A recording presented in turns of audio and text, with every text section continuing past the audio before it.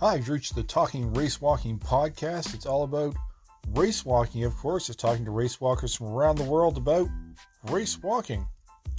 Join me, Noel Payne, a amateur racewalker in Canada, as I talk to elites, Olympians, record holders, masters walkers, and anybody who's out walking as fast as they can.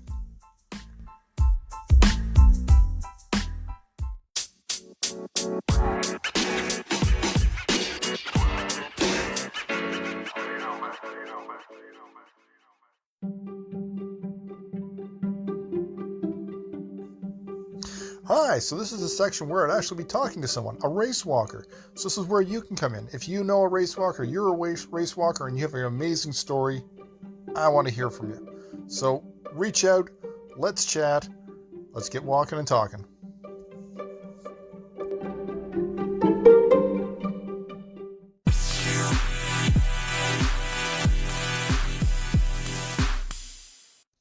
Hey everyone, welcome to the second episode of Talking Racewalking. Hello everyone, welcome to another episode of Talking Racewalking. I brought on somebody this time who I've chatted to before and I've had the great honor of bringing back. So welcome, Tom Bosworth. Thanks, Noel. Thank you for having me on again. Excellent. Well, anybody who's listening to this is probably a racewalk geek, so I don't really need to explain the Tom Bosworth name. But for anybody who is, I don't want to alienate anyone. So if you're on here and you're like just checking out racewalking, who's this Tom guy? I mean, I haven't heard his name in the racewalking circles the last couple years. Well, that's because Tom is an Olympian, retired 2022. But he's got a fair number of things behind his name. So we're talking Commonwealth Games silver medalist. At least three handfuls or more of national titles, two-time Olympian I mentioned, 3 world bests, a handful of British records, and decently fast. So we're talking like 5,000, 18:20, 10K, 39:10, 20K, 119.38. So Tom would be right in the mix right now. So even though he's an old fart and has retired, he would still be right up there in the game of these races that we still see happening right now. And Tom, as I mentioned before we started this podcast, this is perfect timing to talk to you. When I was looking at the news, I'm like, okay, we just had the mile race walk world record just go down 5:24:50, slightly insane. And slightly insane because that mile world record by Ever Palma, that broke your record. Luckily it can be an indoor, not an outdoor. So I'm still clinging on to mine just about. Yeah, exactly. So there is that little asterisk next to it. So, but we did have that mile route world record go. And if I have this right, we're talking on a perfect day because it was February 25th, which anybody who's listening to the podcast, we're actually February 26th today. So you set your world record on February 25th, I do believe. Yeah, that was the 3K. Yeah, indoor. the 3K one. Yeah. So So not the nice. mile, but the 3K world record, which I haven't mentioned, is also insanely fast. I think it's 10:30:28. Yeah. So anybody who's just listening and is just a new race walker, try and wrap your head around that one. So that's 3K in 10:38. And then I think your 5,000 PB you said on February 24th. So it's a lucky month for you. So. It is. But I think that's a really good example of how fast indoors racing is because of the 200-meter track and it's banked. It actually, I think, can be faster than the track stuff outdoors, especially with race walking. You've got to be traveling so fast anyway, and you're always going to be on a limit there. So the danger with indoors is you're going to pick up the cards. And when I did that 10:30, I got 2 yellow cards in the second K, and I remember absolutely focusing so hard on my technique in that last 1,000 meters to make sure I got round cleanly and safely. So yeah, I think that demonstrates it. I always wanted to go and do Milrose Games because I thought I could walk. I'm not going to say what I actually. I because that's what ifs, and that we'll never know that now. But yeah, there was a couple of times that I nearly went to do it, but it didn't quite fit because I would always do my winter prep in South Africa. So I didn't want to be heading to New York in Jan Feb time. So yeah, but it's brilliant advertising for race walking. I think at those speeds, you mentioned the shoes and that sort of thing. I think when we look at the types, the carbon plates and the nice big comfy heels, yeah, of course it has a little bit of an impact, but you still have to walk legally and you have to be able to sort of, for me, I was able to turn my legs so quickly, which in race walking is so counter what the technique allows you to do. So, the 3,000 meters one, I really got hurt afterwards, even though it was only I read that. Yeah, we were actually a little bit, so that really sore. hyperextending more than you normally do, you were saying. Precisely, to be able to get that turnover. And I had to do the last K in 3:26. And just sort of, I remember finishing and being all right, but afterwards, ice bath and everything. And the next sort of few days, I was in agony. And I can't remember what order I did it in, but it was pretty much the same year. No, it wasn't. It was, but I had done a 5K actually about 18:30 Okay.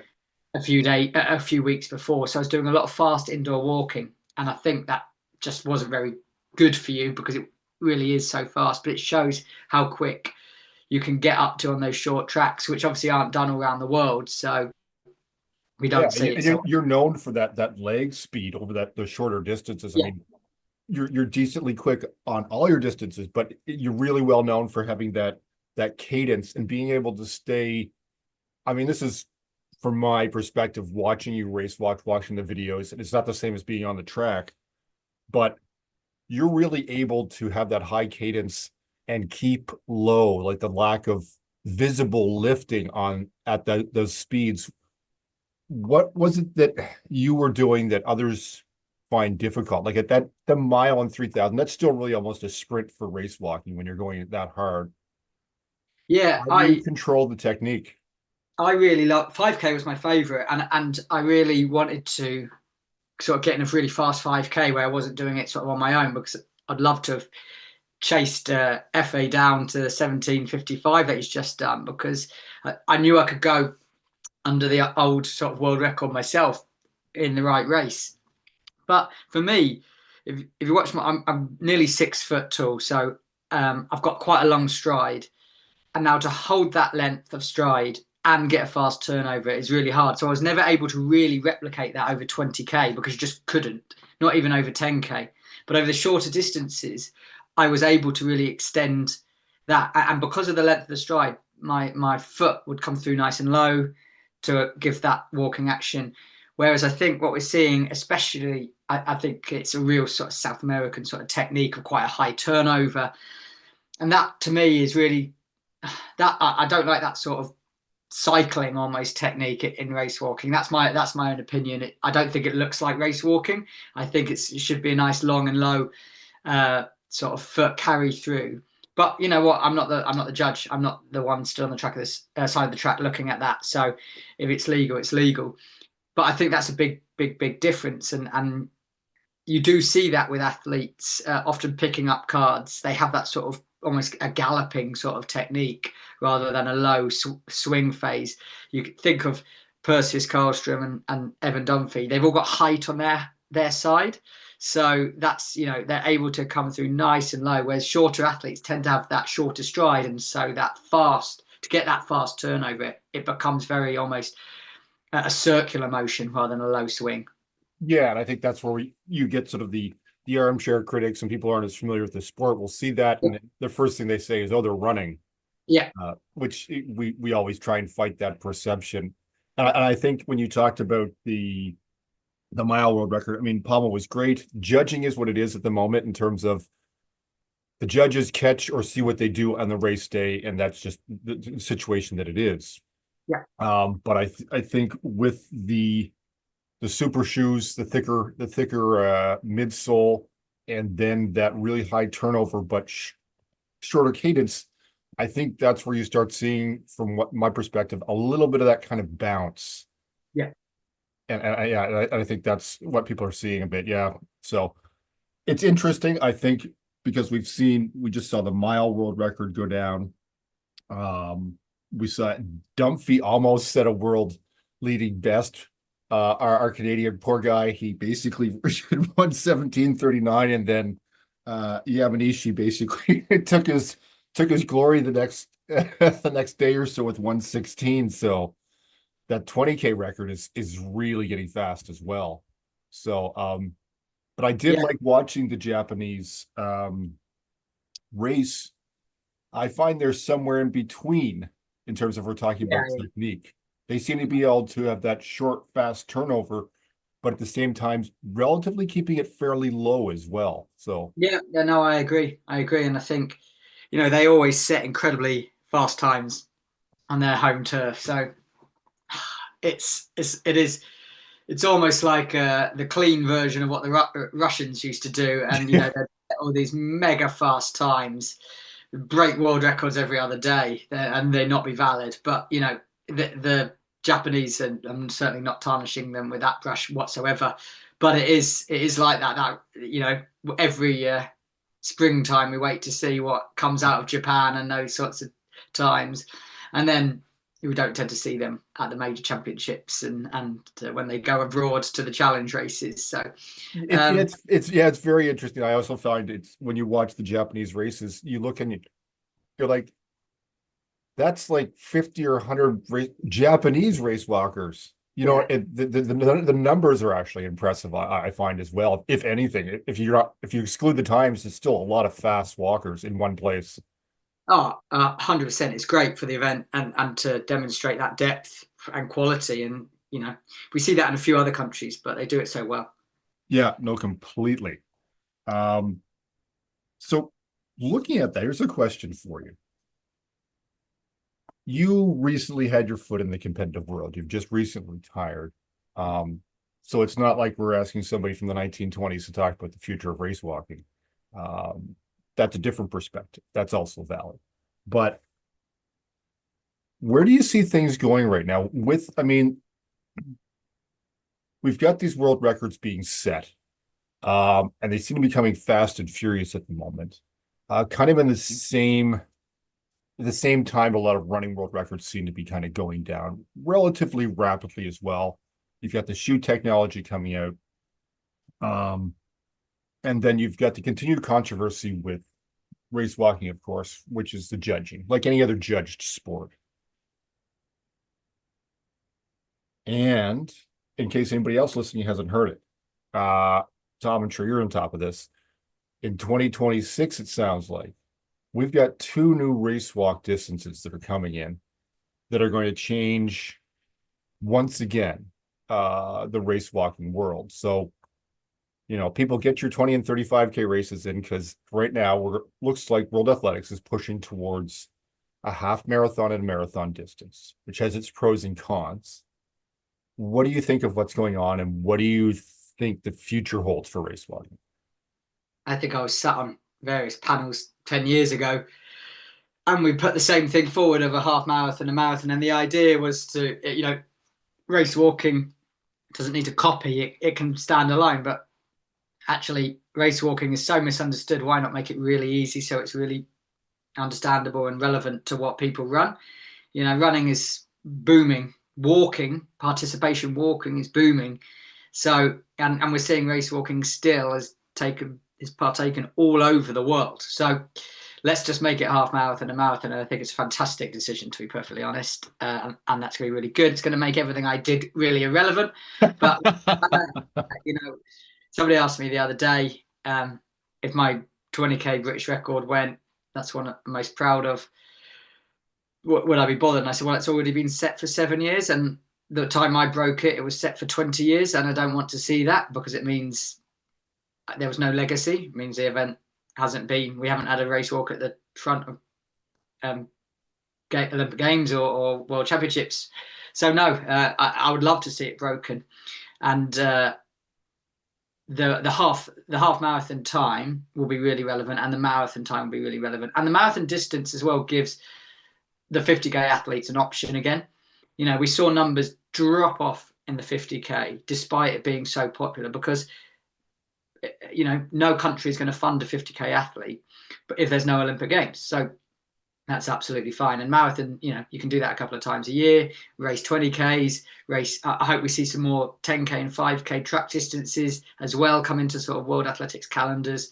So, yeah, I think it's exciting. I think there is actually some sort of genuine change rather than change for the sake of change, which is going to only help race walking right now. The judging, as you say, it is what it is.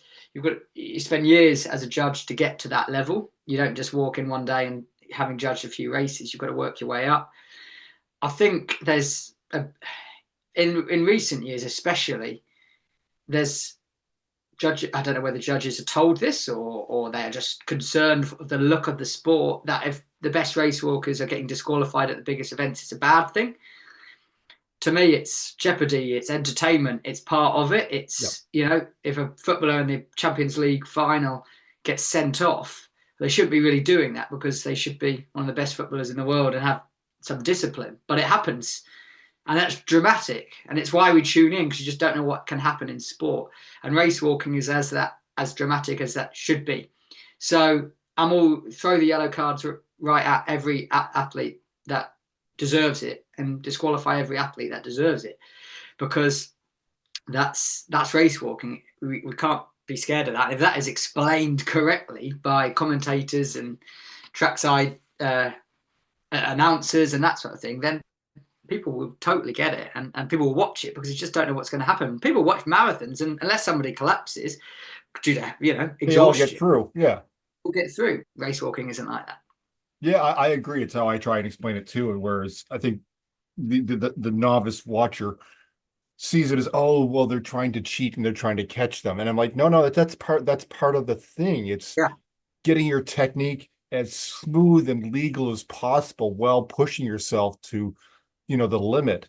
And it's the drama of guys blowing up, dropping back in pace, getting a warning and having to deal with it. All those type of things. I mean, I had the privilege and honor of just recently chatting with Jane Seville. You talk about the drama coming into an Olympic stadium, thinking you're just about to hit the track to do a final victory lap type of thing, and come in and you get a final red card, and you're out. You're entering the stadium.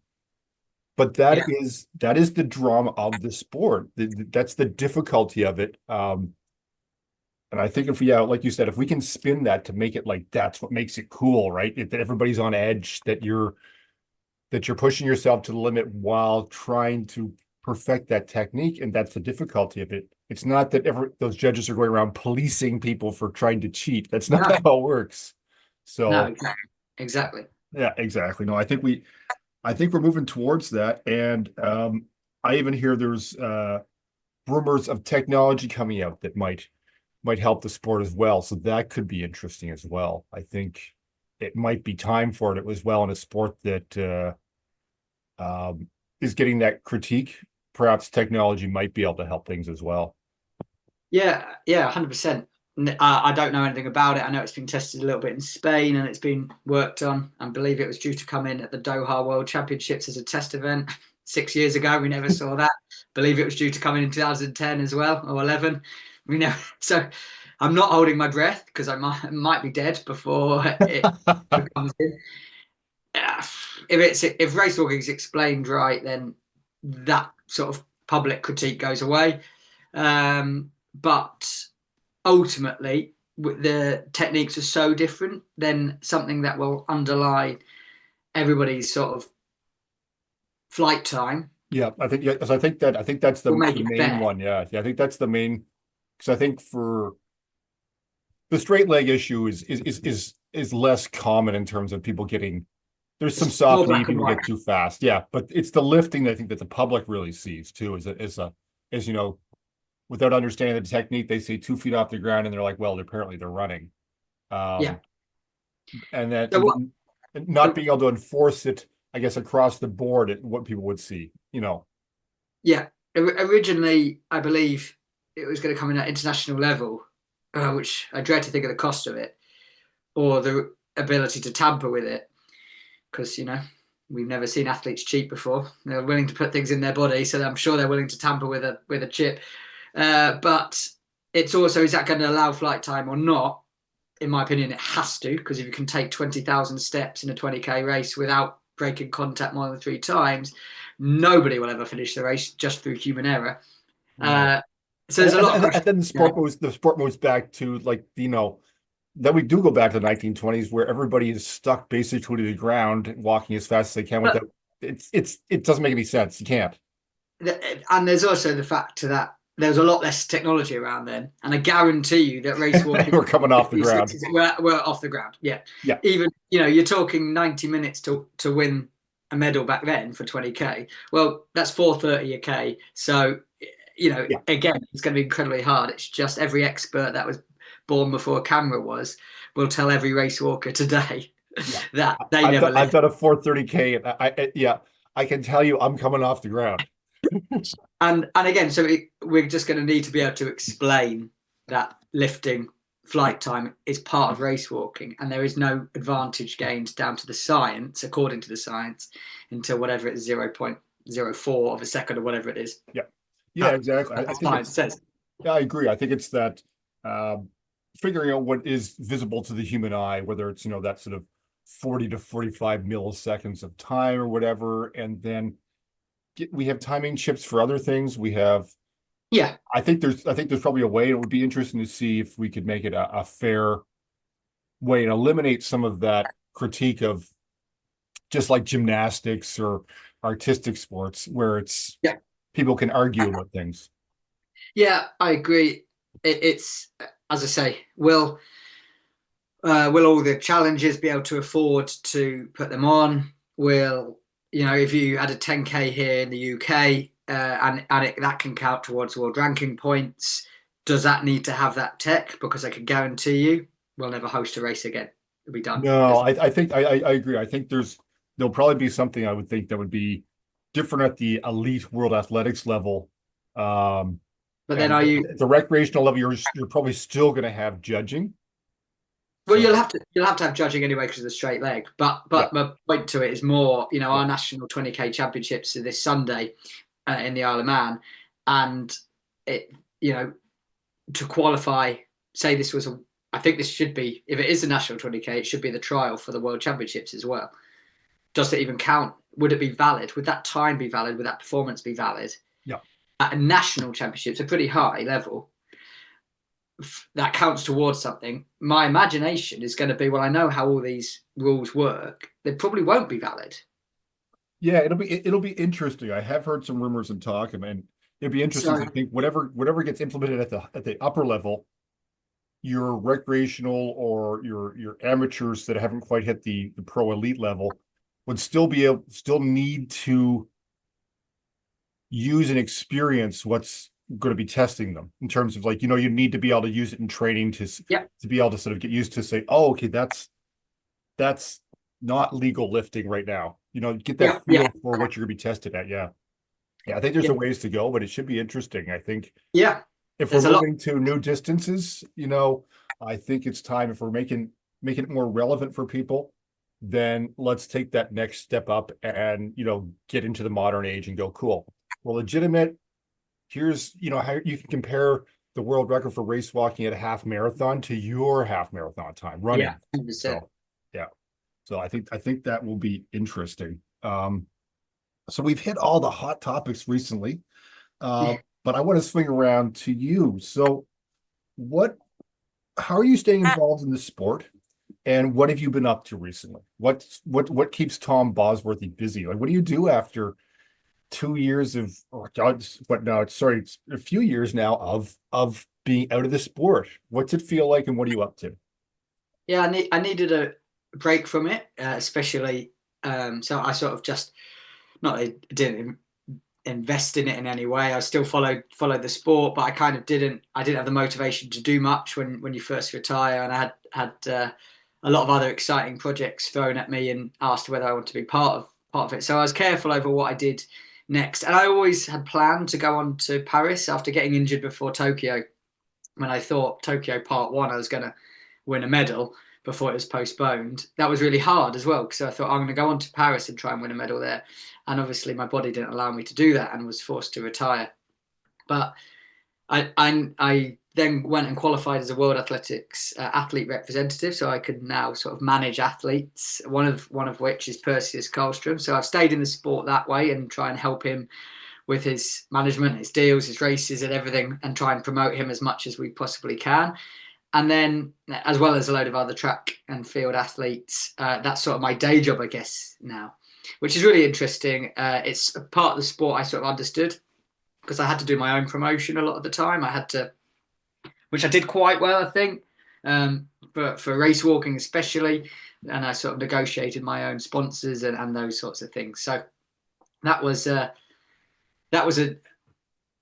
learning curve all the way. And I should say, I certainly didn't do it all by myself. I had a very good agent and a really good support team as well. But I learned every step of that. So that's now how I've come to sort of land this job, and I found that really interesting. And I get to go to all the major champs and keep myself in touch with the sport. But now, I'm working with national governing body, and we're trying to train up a load of new coaches, a load of new young race walkers, start new races. I'm hoping to have a Bosworth Mile race summer event in the UK at some point this year.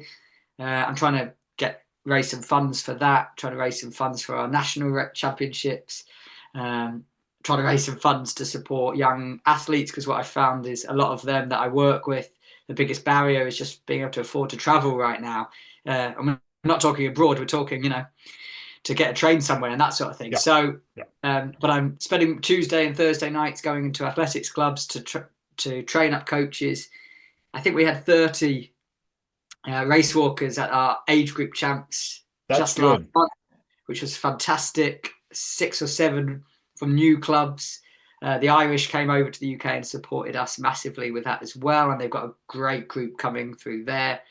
Lots of depth. So that's what I want. If we could get lots of depth at a young age, then that pyramid forms where it drips through to the top end. Because our national championships were this weekend just gone, and we had 3 blokes and two girls in the race, which was disgusting. I don't even know why the event was on. It was embarrassing. We can't showcase that.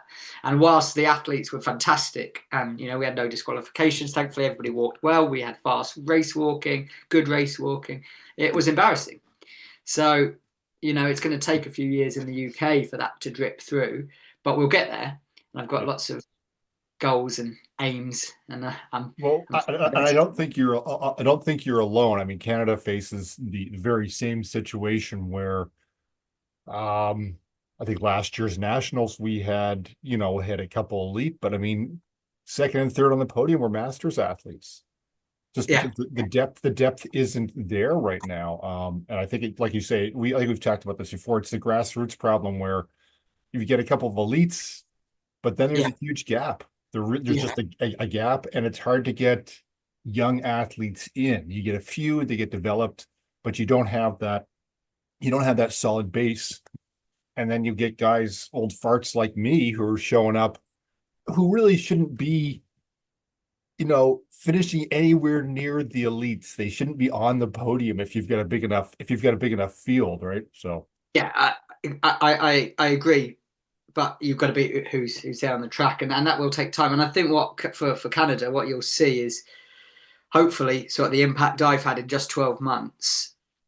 Now I'm putting some energy into training up new athletes, new clubs, and new coaches. Is with a talisman as Evan Dunphy that you have, when he eventually retires, I've no doubt he will put a lot of his energy into supporting the event. And I think when you have somebody that's sort of relevant, that people can say, oh, he's Olympian nowadays, he's just retired, sort of thing, that really helps with some fresh energy, because the guys in the UK who've been coaching and been pushing the event for so long are exhausted of having the same outcome. So a bit of fresh young blood coming in would be probably quite a relief to those guys. And we're really trying to make it accessible. We're looking at what Australia do with their little league sort of walks with 1Ks and short events, that we're just asking sort of if there's a club meet that's never done race walking before, they put a 1K on.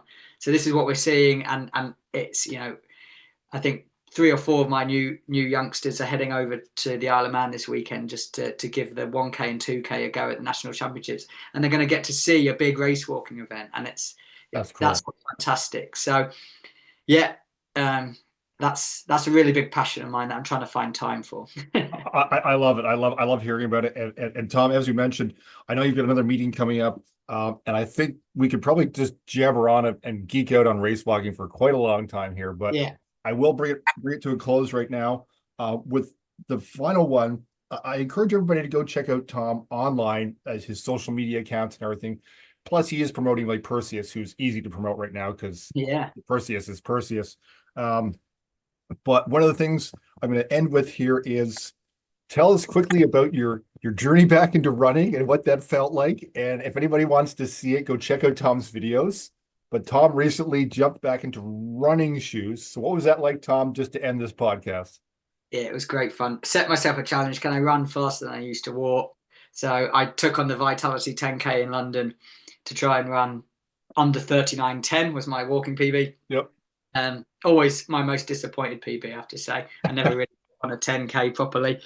Uh, and yeah, ran a low 38, which was good. And then I sort of realized, oh, actually, that was relatively straightforward. I hopefully could try. My next aim is to break 35 minutes for 10K. I went to Taiwan and ran a half marathon out there, which was carnage. That was less pretty, but that's also on my social media. Goodness me, was those conditions tough.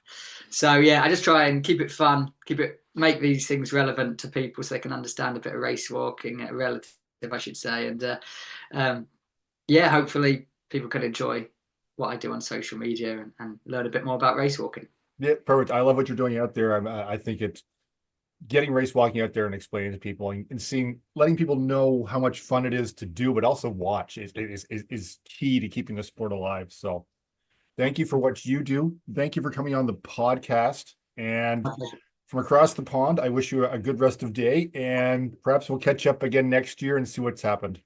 I look forward to it. All right, Tom, thanks a lot. Take care of yourself. Thanks.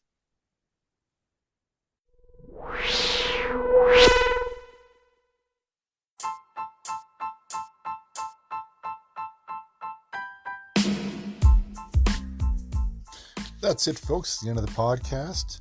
No walkers have been harmed in the recording of this podcast. And of course, at the moment, we have no sponsors or supporters at this point to fund all this amazing podcasting.